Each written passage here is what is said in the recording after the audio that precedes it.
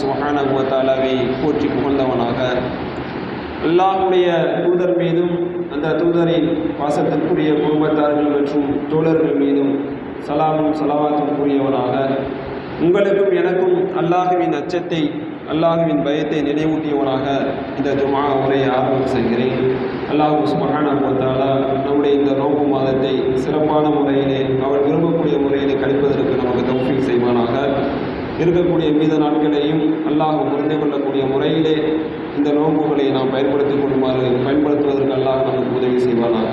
ஆமீன். நீதிக்குரிய அல்லாஹுவின் நல்லடியார்களே, சகோதரர்களே, அல்லாஹுவின் மாபெரும் அருள், அல்லாஹ் நம் மீது செய்த மாபெரும் ஒரு அருட்கொடை. அல்லாஹ் தஆலா இந்த வருட ரமதானை நமக்கெல்லாம் அடைவதற்குண்டான ஒரு தௌஃபீக் வாய்ப்பளித்திருக்கின்றான். கொடுக்கப்பட்ட வாய்ப்புக்காக வேண்டி அல்லாஹ்விற்கு நாம் அதிகம் நன்றி செலுத்த வேண்டும், அல்லாஹ்வை அதிகம் புகழ வேண்டும். ஏனென்றால் ரமலானுக்கு ஓரிரு நாட்களுக்கு முன்பாக, ஒரு மாதத்திற்கு முன்பாக நம்மை விட்டு பிரிந்து சென்றவர்கள் இருக்கிறார்கள். அல்லாஹ் அவர்களுடைய கபறுகளை பிரகாசமாக்கி வைப்பானாக. ரமலானை அடைவதற்கு முன்பு நம்மை விட்டு பிரிந்து சென்றவர்கள் இருக்கிறார்கள். அல்லாஹ் தஆலா நமக்கு இந்த ரமலானை அடைந்து அதில் நற்பாக்கியம் பெறுவதற்கு, அல்லாஹ்வுடைய அன்பை, பொருத்தத்தை பெறுவதற்கு, நல்லமல்கள் செய்வதற்கு அல்லாஹ் நமக்கு வாய்ப்பளித்திருக்கின்றான். அதற்காக நாம் அல்லாஹ்வை புகழ வேண்டும். இரண்டாவதாக, அல்லாஹ் தஆலா அவன் அடியாறுகளுக்கு கொடுக்கக்கூடிய அனைத்து சட்டங்களும், அனைத்து கடமைகளிலும் அல்லாஹ் தஆலா அடியாறுகளுக்கு அதிலே ஏராளமான படிப்பினைகளையும் நலவுகளையும் அல்லாஹ் வைத்திருக்கின்றான். ஒரு புறம் அது மனிதனுடைய மறுமை வாழ்க்கைக்கு பயனுள்ளதாக இருக்கக்கூடியதாக இருந்தாலும், நன்மைகளை அவனுக்கு சேர்ப்பிக்கக்கூடியதாக இருந்தாலும், அவன் உலக வாழ்க்கையில் வாழும்போது அவனுக்கு ஒரு பாதுகாப்பு கேடயமாக, அவனை பாதுகாக்கக்கூடிய ஒரு அரணாக அந்த கடமைகள் இருப்பதை நாம் பார்க்க முடிகிறது. ஆனால் நாம் அந்த வணக்கங்களை ஒரு சடங்குகளாக, ருசூமாத் என்று சொல்லப்படக்கூடிய சில சடங்குகளாக மாற்றி வைத்திருக்கின்றோம். அதே அல்லாஹ்வின் தூதர் ஸல்லல்லாஹு அலைஹி வஸல்லம் அவர்கள் எப்படி அந்த வணக்கத்தை நிறைவேற்றினார்கள், சஹாபாக்கள் அந்த வணக்கத்தை எப்படி நிறைவேற்றினார்கள் என்ற முறையில் நாம் அந்த வணக்கத்தை நிறைவேற்றுவோமேயானால் கண்டிப்பாக அந்த வணக்கத்தின் மூலமாக மிகப்பெரிய ஒரு தாக்கத்தை நம்முடைய வாழ்க்கையை நாம் உணரலாம். அல்லாஹ் தஆலா அந்த நோன்பிற்கும் அப்படிப்பட்ட ஒரு தாக்கத்தை வைத்திருக்கின்றான். நோன்பின் மூலமாக எப்பேற்பட்ட ஒரு உணர்வை நீங்கள் பெற வேண்டும், என்ன ஒரு நோக்கம் இருக்கிறது என்று அல்லாஹ் ரப்புல் ஆலமீன் சொல்லும் பொழுது, லஅல்லகும் தத்தகூன், நீங்கள் இந்த நோன்பின் மூலமாக இறையச்சம் உடையவர்களாக, தக்வா உடையவர்களாக ஆக வேண்டும் என்பதற்காக வேண்டி அல்லாஹ் ரப்புல் ஆலமீன் இந்த நோன்பை நம் மீது கடமையாக்கி இருக்கின்றான். நோன்பு வைக்கக்கூடிய நோன்பாளிகள் அவர்களிடத்திலே, அவருடைய உள்ளத்திலே தக்வா மேலோங்க வேண்டும், தக்வா ஜியாதா அதிகமாக வேண்டும். நோன்புடைய காலங்களிலே நம்முடைய உள்ளத்தில் இருக்கக்கூடிய அந்த இறை எச்சம், இறை பயம், இறை சிந்தனை அது மேலோங்க வேண்டும், அதிகரிக்க வேண்டும் இந்த நோன்பின் மூலமாக. அப்படி என்று சொன்னால் இந்த நோன்பின் மூலமாக நாம் பயிற்சி எடுக்க வேண்டும். எப்பேற்பட்ட பயிற்சி, சாதாரண ஒரு பயிற்சி அல்ல, மிக உயர்ந்த பயிற்சியை நம்முடைய மார்க்கம், அல்லாஹும் அல்லாஹ்வுடைய தூதர் இந்த நோன்பின் மூலமாக நமக்கு கற்றுக் கொடுக்கின்றார்கள். நோன்புடைய காலங்களிலே நமக்கு ஹலாலான விஷயங்களை கூட நாம் செய்வதில்லை, தவிர்த்திருக்கின்றோம். ஹலாலான விஷயங்கள் என்னென்ன? சாப்பிடுவது இருக்கிறது, குடிப்பது இருக்கிறது, மனைவியுடன் சேர்வது இருக்கிறது. இது எல்லாமே நமக்கு ஹலாலான விஷயங்கள், ஆகுமாக்கப்பட்ட காரியங்கள். சாப்பிடுவதில் எந்த தவறும் இல்லை, குடிப்பதும் எந்த தவறும் இல்லை, ஹலாலான முறையிலே தன்னுடைய மனைவியோட இல்லறத்தில் ஈடுபடுவதிலும் எந்த குற்றமும் இல்லை. இன்னும் சொல்ல போனால் அதற்கு மார்க்கத்திலே நன்மைகளும் சொல்லப்பட்டிருக்கிறது. மார்க்கம் சொன்ன முறைப்படி நீங்கள் அந்த விஷயங்களை செய்தால் அதற்கு நீங்கள் செய்யக்கூடிய அந்த பழக்கங்களுக்கு, வழக்கங்களுக்கும் அல்லாஹ் தஆலா நன்மைகளை நமக்கு கொடுக்கின்றான். சாப்பிடுகின்றோம், குடிக்கின்றோம், பிஸ்மில்லா என்று சொல்லி குடிக்கின்றோம். ஒவ்வொரு மிடர் குடிக்கும் பொழுதும், ஒவ்வொரு கவலம் சாப்பிடும் பொழுதும் அல்ஹம்துலில்லாஹ் அல்லாஹ்வை புகழ்ந்து கொண்டு நாம் சாப்பிடுகிறோம் என்று சொன்னால் அதற்கும் நம்முடைய நன்மையிலே பதிவு செய்யப்படுகிறது, நன்மை எழுதப்படுகின்றது. அதுபோன்று ஹலாலான முறையிலே தன்னுடைய மனைவியிடத்தில் ஒருவர் சேருவாரையானால் அதற்கும் நன்மை என்று அல்லாஹ்வின் தூதர் ஸல்லல்லாஹு அலைஹி வஸல்லம் அவர்கள் சொல்லி இருக்கின்றார்கள். சஹாபாக்கள் கேட்கிறார்கள், யா ரசூலல்லாஹ், எங்களில் ஒருவர் தன்னுடைய மனைவியோட இச்சையை பூர்த்தி செய்து கொள்வதிலுமா நன்மை இருக்கிறது என்று கேட்கும் பொழுது அல்லாஹ்வின் தூதர் ஸல்லல்லாஹு அலைஹி வஸல்லம் அவர்கள் சொன்னார்கள், ஆம், நன்மை இருக்கிறது. அதுவே ஒருவர் ஹராமில வைத்தால் அவருக்கு பாவம் கிடைக்கத்தானே செய்கின்றது. அவர் தன்னுடைய மனைவி அல்லாத இன்னொரு பெண்ணுடன் அவர் ஹராமான முறையில் உறவு வைத்தால் எப்படி அதற்கு பாவம் கிடைக்கின்றதோ அதுபோன்று இவர் ஹலாலிலே அவர் தன்னுடைய இச்சையை பூர்த்தி செய்து கொண்டால் அதற்கு நன்மை என்று சொல்லியிருக்கின்றார்கள். உங்களுடைய மனைவிகளுக்கு நீங்கள் ஊட்டக்கூடிய கவலைகளிலும் சதக்கா இருக்கிறது என்று சொல்லியிருக்கின்றார்கள். இதெல்லாம் நன்மையான காரியங்கள். ஆனால் நோன்புடைய காலங்களிலே அந்த நன்மையான காரியங்களை கூட நாம் செய்வதில்லை, அதை விட்டும் தவிர்த்திருக்கின்றோம். அதை செய்தால் நோன்பு முறிந்துவிடும். எந்த விஷயங்களை செய்தால்? ஹராமாக்கப்பட்ட விஷயங்கள் அல்ல, ஹலாலான விஷயங்கள், உண்பது, குடிப்பது, நோன்பை முறிக்கக்கூடிய காரியங்கள் என்னவெல்லாம் இருக்கிறதோ அதுவெல்லாம் ஹலாலான விஷயங்கள். அதாவது நோன்பு அல்லாத மற்ற காலங்களில் அதை செய்து கொள்ளலாம், அதற்கு அனுமதி இருக்கிறது. இப்பேற்பட்ட செயல்களை செய்தால் கூட உங்களுக்கு நோன்பு முறிந்துவிடும் என்று மார்க்கம் நமக்கு ஒரு கட்டுப்பாட்டு உணர்வை ஏற்படுத்துகின்றது. எதற்காக வேண்டி? பாவங்களிலிருந்து நீங்கள் தவிர்ந்திருக்க வேண்டும், பாவங்களிலிருந்து நீங்கள் தவிர்த்திருப்பதற்காக வேண்டிய ஒரு பயிற்சி இருக்க வேண்டும். எனவே ஹலாலை நீங்கள் செய்யாதீர்கள். நோன்புடைய காலங்களிலே சஹருடைய நேரத்திலிருந்து இஃப்தாருடைய நேரம் வரைக்கும் எதுவெல்லாம் நோன்பை முறிக்கக்கூடிய செயல்களாக நம்முடைய மார்க்கம் சொல்லி இருக்கின்றதோ அந்த அனைத்து செயல்களை விட்டும் நாம் விலகி இருக்க வேண்டும். அப்படி செய்தால் அது முறிந்துவிடும், நோன்பு பாத்திலாகிவிடும். இன்னும் சொல்ல போனால் மார்க்கம் இப்பேற்பட்ட ஒரு எச்சரிக்கை நமக்கு செய்கின்றது. யார் வேண்டுமென்றே நோன்பை முறித்து விடுவாரோ அவருக்கு கஃபாரா, குற்றப்பரிகாரமே விதித்திருக்கிறது. அது மிக உயர்ந்தது. நோன்பு வைத்துக் கொண்டு ஒருவர் வேண்டுமென்றே தண்ணி குடித்து விடுகிறார், மறதியாக அல்லாமல் வேண்டுமென்றே முறித்து விடுகிறார், அல்லது மனைவியோடு சேர்ந்து விடுகிறார் என்று சொன்னால் நோன்பை விட்டதற்கான முறித்ததற்கான குற்றம் அவர் மீது சுமத்தப்படுகிறது. என்ன கஃபாரா கொடுக்க வேண்டும்? ஒரு அடிமையை உரிமையிட வேண்டும். முடியவில்லை என்று சொன்னால் 2 மாதங்கள் தொடர்படியாக நோன்பு வைக்க வேண்டும். அதற்கு முடியவில்லை என்று சொன்னால் 60 ஏழைகளுக்கு, மிஸ்கின்களுக்கு உணவளிக்க வேண்டும். ஆனல்லாஹ், எப்பேற்பட்ட விஷயம் என்று பாருங்கள். ஹலாலை செய்வதற்கு தடை, மீறி அந்த நோன்புடைய காலங்களை ஹலாலை நாம் செய்துவிட்டால் அதற்கு பரிகாரம் கஃபாரா கொடுக்க வேண்டும். இது எங்கேயுமே ஹராமை பற்றி பேசவில்லை. நமக்கு அனுமதிக்கப்பட்ட விஷயங்கள் அதில் ஒரு கட்டுப்பாடு வைத்திருக்கிறது. அந்த கட்டுப்பாட்டை நீங்கள் மீறினாலே உங்களுக்கு குற்றப்பரிகாரம். அப்போ ஹராமை பற்றி நாம் யோசித்து பாருங்கள், ஹராமை பற்றி சிந்தித்து பாருங்கள். அல்லாஹ் பாதுகாக்க வேண்டும். நோன்பு நம்முடைய தக்குவாவை அதிகப்படுத்துவதற்காக வேண்டி, இறை பயத்தை அதிகப்படுத்துவதற்காக வேண்டி கொடுக்கப்பட்ட ஒரு கடமையாக இருக்கின்றது. எனவே ஹலாலை விட்டும் நாம் எப்படி கவனமாக ஒரு அவேர்னஸோடு நாம் இருக்கின்றோமோ, சுதாரிப்பாக இருக்கின்றோமோ, நம்முடைய காலங்களிலே உண்பதாக இருந்தாலும் சரி, குடிப்பதாக இருந்தாலும் சரி கவனமாக இருக்கின்றோம். மறந்தும் கூட தன்னுடைய வாயிலை பட்டுவிடக்கூடாது, அதனுடைய சுவை நம்முடைய வயிற்றிலே சென்றுவிடக்கூடாது என்பதற்காக ஹலாலாக்கப்பட்ட விஷயங்களை கூட நாம் விட்டு தவிர்த்திருக்கின்றோம், கவனமாக இருக்கின்றோம். அதுபோன்று மனைவியுடைய விஷயங்கள் அனுமதிக்கப்பட்ட ஒன்றுதான், இருந்தாலும் நாம் நெருங்குவதில்லை. இச்சையை பூர்த்தி செய்வதற்காக வேண்டி நாம் நெருங்குவதில்லை. ஏன்? பயப்படுகிறோம், இதை செய்தால் நம்முடைய நோன்பு முறிந்துவிடும், நோன்பு பாத்திலாகிவிடும், வீணாகிவிடும் என்று சொல்லி ஹலாலான விஷயங்களை கூட மார்க்கம் நமக்கு அந்த ஒரு கட்டுப்பாட்டை விதித்து இந்த விஷயங்கள் நீங்கள் செய்யாதீர்கள், நெருங்காதீர்கள் என்று விதித்திருக்கின்றது. அப்படி என்று சொன்னால் ஹராம், அதன் மூலமாக ஹராமை விடுவதற்கு நாம் பயிற்சி எடுக்க வேண்டும். அல்லாஹ் அப்பேற்பட்ட ஒரு தத்துவத்தை இந்த நோன்பிலே நமக்கு கற்றுத்தருகின்றான். லஅல்லக்கும் தத்தகூன், நீங்கள் தக்வா உடையவர்களாக ஆகுவதற்காக அல்லாஹ் தஆலா இந்த நோன்பை உங்கள் மீது கடமையாக்கி இருக்கின்றான். அஸ்ஸியாமு ஜுன்னத்துன், ரசூலுல்லாஹ் ஸல்லல்லாஹு அலைஹி வஸல்லம் அவர்கள் சொன்னார்கள், நோன்பு உங்களை பாவங்களிலிருந்து பாதுகாக்கும் கேடயமாகும். நோன்பு நீங்கள் உங்களை பாவத்திலிருந்து பாதுகாக்கக்கூடிய கேடயமாக, ஒரு பாதுகாப்பு கவசமாக, ஒரு திரையாக, தடையாக அமைந்திருக்கிறது என்று அல்லாஹ்வின் தூதர் ஸல்லல்லாஹு அலைஹி வஸல்லம் அவர்கள் சொன்னார்கள். அப்போ நோன்பு நோற்ற நிலையிலே ஒரு மனிதர் ஹலாலான விஷயங்களை கூட செய்வதில்லை, அதையும் தாண்டி அவன் ஹராமான விஷயங்களை செய்வதற்கும் துணிச்சல் வந்துவிடக்கூடாது. அவன் வைக்கக்கூடிய நோன்பு அவனிடத்திலே உள்ளச்சத்தை அதிகப்படுத்த வேண்டும், இறை பயத்தை ஏற்படுத்த வேண்டும் என்று அல்லாஹ்வின் தூதர் ஸல்லல்லாஹு அலைஹி வஸல்லம் அவர்கள் அந்த நோன்பை பற்றி அது பாதுகாக்கக்கூடிய கேடயம் என்று நமக்கு சொல்லியிருக்கின்றார்கள். அப்பேற்பட்ட தக்குவாவை நாம் இந்த நோன்பின் மூலமாக உருவாக்க வேண்டும். அதற்காக வேண்டி பயிற்சி எடுக்க வேண்டும். இன்னும் சிலரை நாம் பார்க்கின்றோம், நோன்புடைய காலங்களில் கூட ஹலாலான விஷயங்களிலே நாம் தவிர்த்திருக்கிறோம் என்று சொன்னால் ஹராமிலே அவர்கள் ஈடுபடுகிறார்கள். நஅூது பில்லாஹ், அல்லாஹ் பாதுகாக்க வேண்டும்.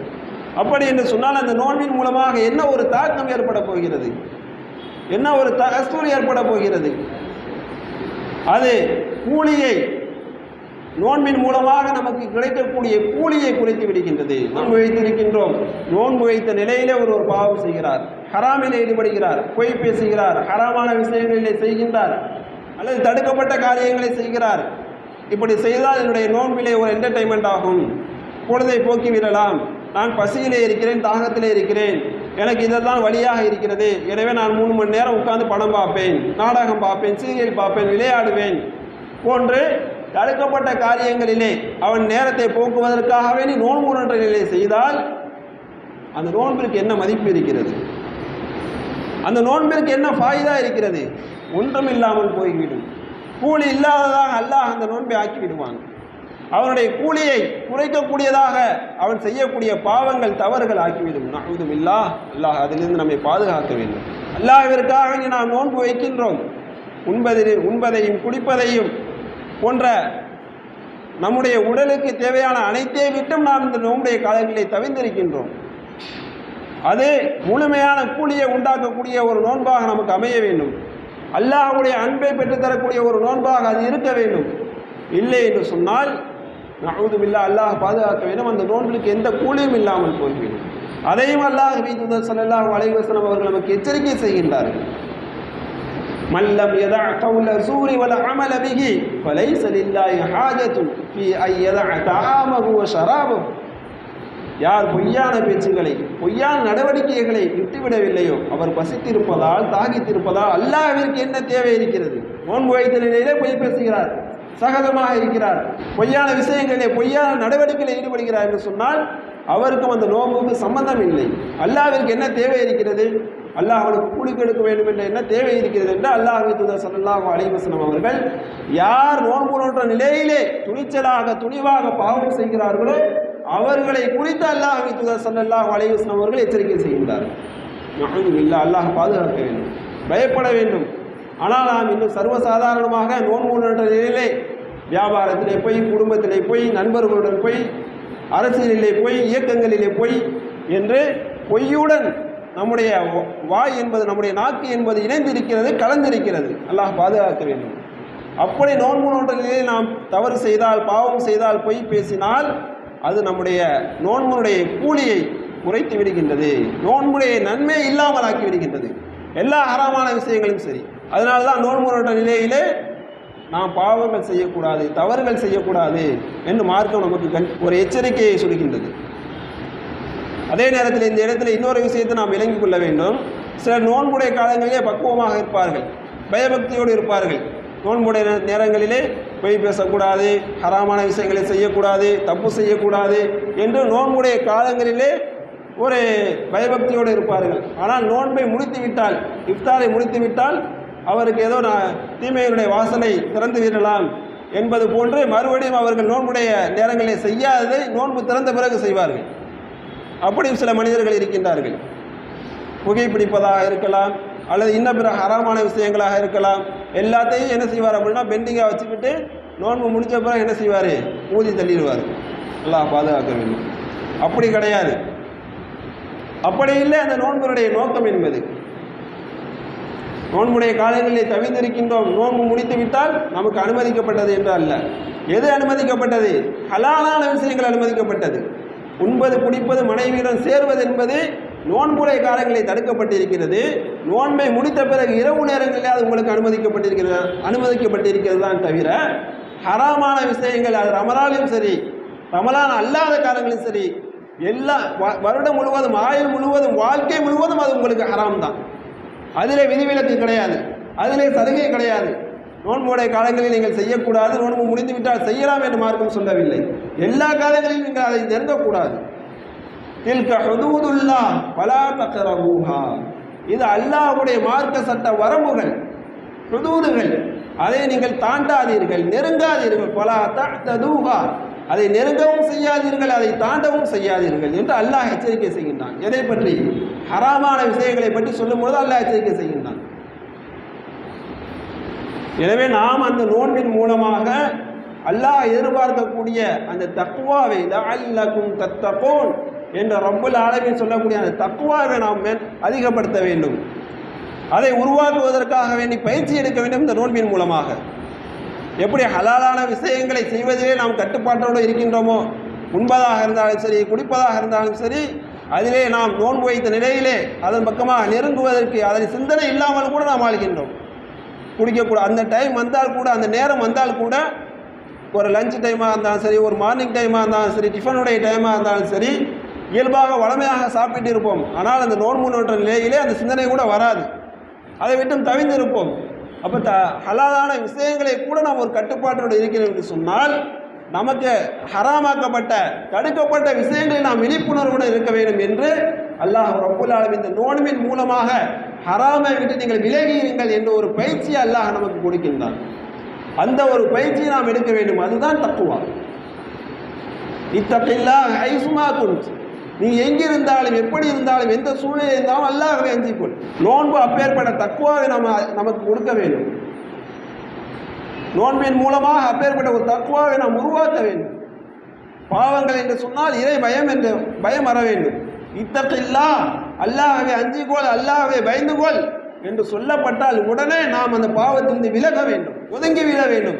பாவத்தில் ஈடுபடுகின்றோம், அல்லாஹ்வுடைய சிந்தனை வந்து உடனே அந்த பாவத்தை கைவிட வேண்டும். நாம் எப்படி இருக்கின்றோம்? பாவத்தை செய்யும்போது இறை நினைவு வந்தால் கூட பரவாயில்லை, செய்து விடுவோம், இப்போதைக்கு நாம் இந்த பாவத்தை செய்து விடுவோம், பிறகு நம்ம அல்லாஹ்விடத்தில் இஸ்திக்ஃபார் தௌபா செய்து விடுவோம் என்று நம்மை நாம ஏமாற்றி கொண்டிருக்கின்றோம். நஅூது பில்லாஹ், அல்லாஹ் பாதுகாக்க வேண்டும். இத்தகில்லாஹ், அல்லாஹ்வை அஞ்சிக்கொள், அல்லாஹ்வை பயந்துகொள் என்று ஒரு பாவமான காரியத்திலே, பாவமான செயல்களை ஈடுபடும் பொழுது அல்லாஹ்வுடைய நினைவு வந்தால் முழுக்க அந்த பாவத்தை விட்டு விலகிவிட வேண்டும், புறக்கணித்து விட வேண்டும். அல்லாஹ்வின் தூதர் ஸல்லல்லாஹு அலைஹி வஸல்லம் அவர்கள் மிகச்சிறந்த ஒரு உதாரணத்தை நமக்கு சொன்னார்கள், சம்பவத்தை கூறினார்கள். உங்களுக்கு முன் இருந்தவர்களுடைய சம்பவத்தை பற்றி நமக்கு எடுத்து சொன்னார்கள். அவர்கள் 3 பேர் இருந்தார்கள். அவர்கள் ஒரு குகையிலே ஒதுங்கினார்கள். அப்படி குகையில் இருக்கும் பொழுது ஒரு பாறைக்கல் அவர்களுடைய அந்த வாசலை அடைத்து விட்டது. அப்பொழுது அந்த 3 பேரும் பேசிக்கொள்கிறார்கள், நாம் அல்லாஹ்விற்காக வேண்டி இஹ்லாஸாக செய்த அமல்களை முன்வைத்து அல்லாஹ்விடத்தில் நாம் உதவி தேடுவோம், அல்லாஹ் இந்த பாதையை விலக்கி நமக்கு உதவி செய்வான் என்று பேசிக்கொண்டு ஒவ்வொருவராக அவர்கள் செய்த அமலை, அல்லாஹ்விற்காக வேண்டி இஹ்லாஸாக செய்த அமல்களை முன்வைத்து அல்லாஹ்விடத்தில் துஆ செய்கிறார்கள். அதிலே வரக்கூடிய ஒரு சம்பவம், ஒரு மனிதனுடைய சம்பவம் வருகிறது.